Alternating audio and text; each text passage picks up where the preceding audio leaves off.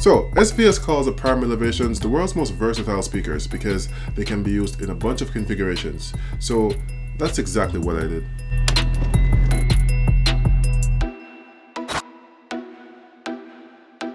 Hey guys, it's the Villaman here, home theater enthusiast and all-around tech lover. So on this channel we do home theater unboxings, reviews, comparisons, and tips to help you get the most out of your system and help you to make your components perform at their best. So if you're new here, make sure to subscribe for future content. Now, back to the review. So I reached out to SVS and they were kind enough to send me the Prime Elevations so I could check them out and let you guys know my thoughts. So here are the specs.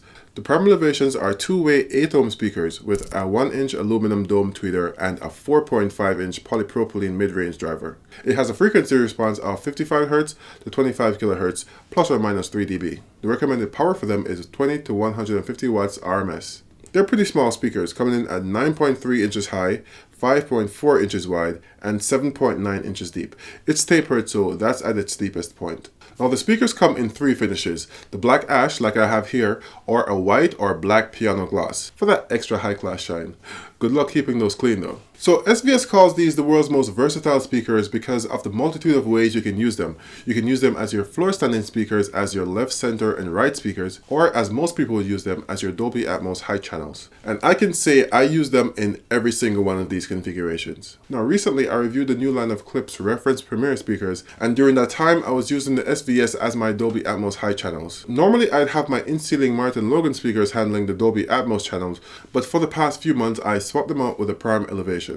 So there are multiple ways you can use these speakers as Dolby Atmos or DTS:X high channels. You can have them mounted up front over your left and right speakers, in the rears over your surrounds, or you can side mount them on the sidewalls. Now up front I had the speakers mounted over my left and right towers, and in the rear I had them side mounted over the main listening position. In both instances they were down firing. You can check out my installation guide if you want to know more about that. So back to the performance of these speakers. I had them crossed over at 80 Hz because that's where I thought they performed the best. And perform they did. They had such great imaging. I used my Martin Logans as the benchmark for this and they picked up the slack with no problem at all. They were able to extend the soundstage above my head as I was used to with my in-ceiling speakers. And when I had them playing with my Pioneer Elites or the Klipsches, they integrated with the system with absolutely no problem. Over the past few months I've made a lot of videos about speakers and these SVSs have been in every single one of them. Just so I could see how well they would do in each environment. In one of the configurations I used them as my main speakers, and my advice is if you're going to do this, make sure to have a good subwoofer to pair them with,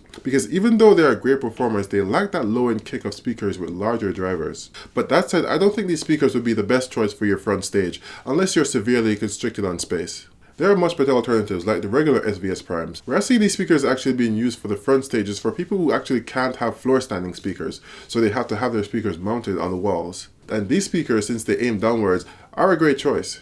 For Dolby Atmos though, these have been stellar. If I did not have in-ceiling speakers, these would definitely be a contender. In fact, I made a 3-way Atmos comparison with these, my in-ceiling Martin Logans, and my up-firing Pioneer Elite Andrew Jones speakers. You can check it out up there if you're curious. The fact is, these are solidly built, very capable speakers, especially considering their size. And using them as high channels in my Dolby Atmos setup, they perform as well as I've ever heard. The only caveat with that I would say is if you're mounting them over your left and right speakers for your high channels, then the farther forward your walls are, the less effective they will be. So in that case, it would most likely be more effective to side mount them. But I would have no problem recommending these speakers for those who want to experience Dolby Atmos, but don't want to cut holes in their ceilings or want something better than up-firing speakers. So let me know what you think about these speakers or elevation speakers in general. There are actually several manufacturers who make these speakers. Oh, and if you haven't already, don't forget to subscribe because there is a lot more content to come. As always, this has been your friendly neighborhood Villaman saying peace. I think these prove that size doesn't matter.